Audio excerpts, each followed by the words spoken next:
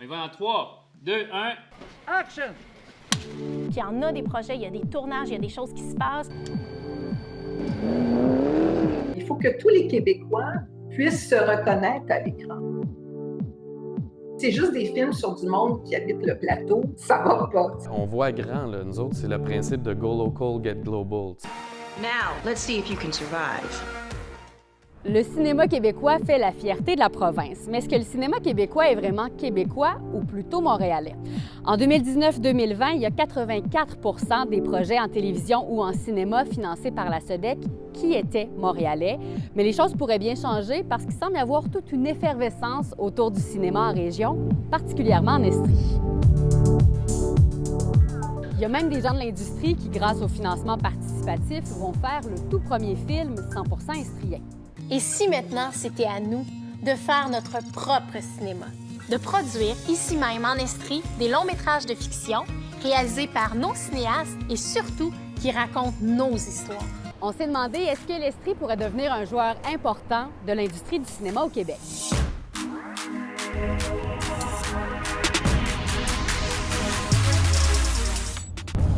Aujourd'hui, on est en route pour Montréal, qui est vraiment la référence pour le cinéma puis la télévision au Québec.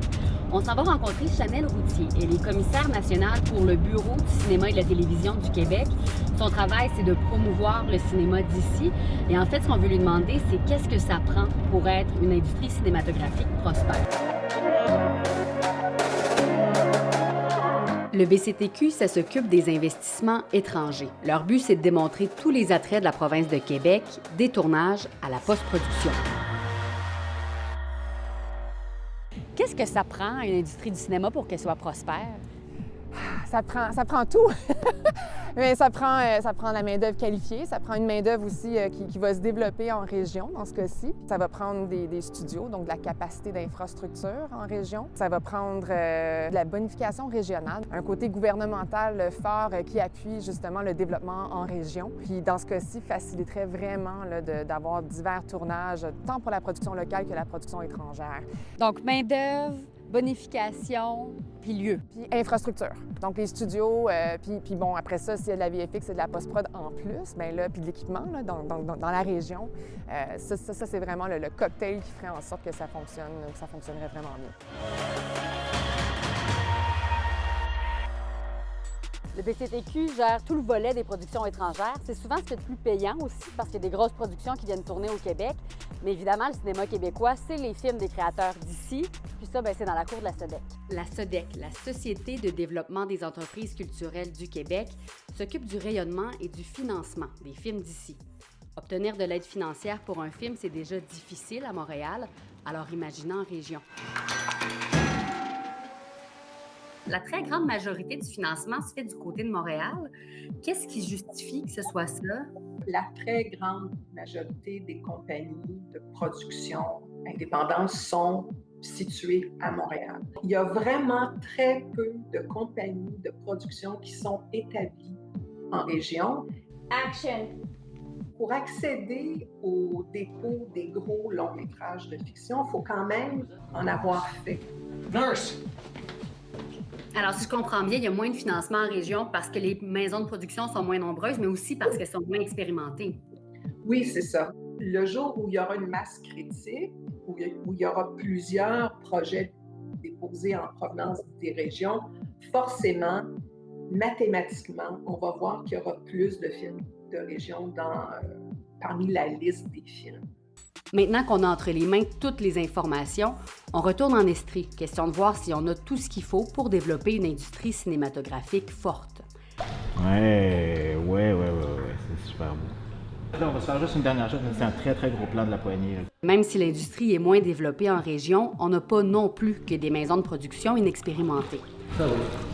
En 2014, Chasseur Film a quitté Montréal pour venir s'établir ici en Estrie. Eux, ils sont convaincus que des films, ça peut se faire en région. Ouais, la lumière est belle au bout, là. C'est un peu aussi un cercle vicieux, dans le sens où plus ça se passe à Montréal, plus les gens vont s'installer à Montréal pour que ça se passe et vice-versa. Donc, l'idée, c'est un petit peu de dire comment on peut renverser ce cercle-là puis de faire en sorte que les gens restent ici, qui puissent travailler, faire des projets ici. Puis c'est de plus en plus possible aussi technologiquement, ce qui n'était pas le cas peut-être il y a 20-30 ans. En Estrie, je pense que c'est un double défi. On a réussi à amener des projets de cinéastes montréalais à les amener tourner en Estrie. Il y a des longs métrages même qui s'en viennent en 2021 qu'on amène en Estrie, ce qui est déjà superbe. Ça permet à de la main-d'œuvre de pouvoir exercer leur métier. Mais si on veut être dans un dynamisme où est-ce qu'on ne dépend pas juste des productions extérieures, c'est là qu'il y a des talents de cinéastes, garçons, filles ici, qu'il faut encadrer parce que ce sont ces gens-là, avec leurs producteurs, qui vont aller chercher de l'argent, qui vont ramener des projets ici. Notre film s'intitule Des hommes la nuit. C'est une comédie dramatique qui raconte l'histoire de 3 personnages qui sont à un point tournant de leur vie. Connaissant les difficultés de financement, Chasseur Film a décidé d'utiliser le financement participatif pour le premier long-métrage d'un réalisateur estrien, Minh Truong. C'est ici, là. Ah, là? Là, genre, OK. c'est ça. Genre les chaises, pas juste parler des chaises à l'envers. C'est le défi qu'on a décidé de relever avec Chasseur Film, de dire, bien, nous, on va faire en sorte que la première œuvre, donc le premier long-métrage des gens de talent d'ici, va être financé de manière privée, indépendante, comme on a fait avec la campagne pour Des hommes la nuit. Maintenant, quand ça tendu ici, là. Ouais, on le voit bien. Tu le vois bien? Après ça, on sait que le talent de Minh, par exemple, est assez fort qu'une fois que ce film-là va être sorti et qu'il va avoir sa signature, ça va être beaucoup plus facile d'aller chercher du financement pour les prochaines œuvres. Parmi les éléments essentiels nommés par les experts du cinéma qu'on a rencontrés, il y a la main-d'œuvre, les installations et aussi les lieux de tournage. Et c'est exactement le mandat du nouveau bureau estrien de l'audiovisuel et du multimédia. On s'en vient rencontrer les gens du BIM dans leurs locaux qui sont situés dans l'église du petit village de Saint-Adrien. En fait, on est en train de rénover l'église. On va y mettre des studios de post-production puis aussi un plateau de tournage. On va avoir ici la console S6. Il va y avoir un grand écran là en avant. De chaque côté, il va y avoir 2 ailes. Bien, notre mission, en fait, c'est de favoriser la création de contenu dans notre territoire, en fait, puis de mobiliser nos membres pour créer ces contenus-là, puis pour participer à la création de ces contenus-là. Fait que c'est aussi d'attirer des productions de l'extérieur à venir utiliser nos installations et nos talents locaux. Ici, en fait, c'est l'espace multifonctionnel. Donc, au fond, là-bas, on va construire des espaces de coworking, plus 2 autres salles de montage.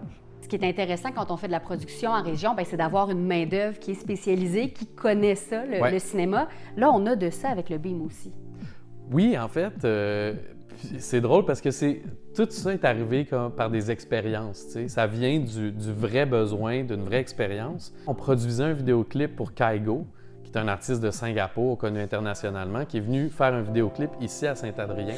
We've been meteoric even before this.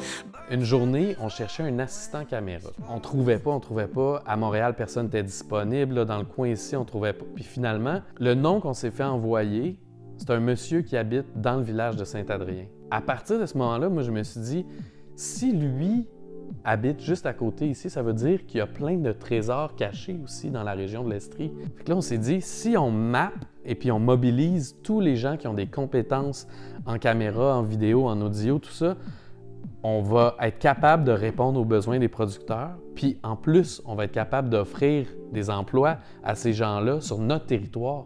Puis là, Montréal aura plus le monopole de la culture, tu sais. Puis là, ce qu'on réalise, c'est qu'il y en a pas mal, finalement, de main-d'œuvre dans le coin. Oui, il y en a beaucoup. On est rendu à au-dessus de 150 membres. Un des objectifs aussi, c'est d'attirer beaucoup de production, là, autant de Montréal que de l'étranger. Oui, en fait, notre stratégie pour attirer des gens à Saint-Adrien, ça passe par la production, nos film services, les services pour le cinéma, nos décors. On peut faire facilement la Nouvelle-Angleterre avec des villages comme Richmond, Danville, tout ça. Tout l'aspect post-production.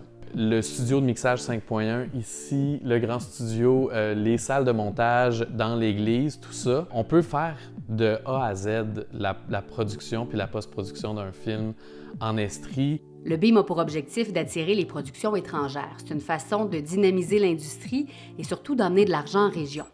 Le BIM est récent, mais depuis 2013, il y a un bureau du cinéma à Sherbrooke qui a déjà attiré quelques productions. 2014, je dirais que le premier 6 mois de 2014 a été très riche en production. Donc, 2 productions étrangères qui sont venues tourner ici. North Pole, un film pour la série Hallmark. Il y a une coproduction Danemark-Québec My Sister's Kids, qui sont venus tourner à la mine Capleton. Quantico. They say it's the toughest boot camp, grad school, all rolled into one.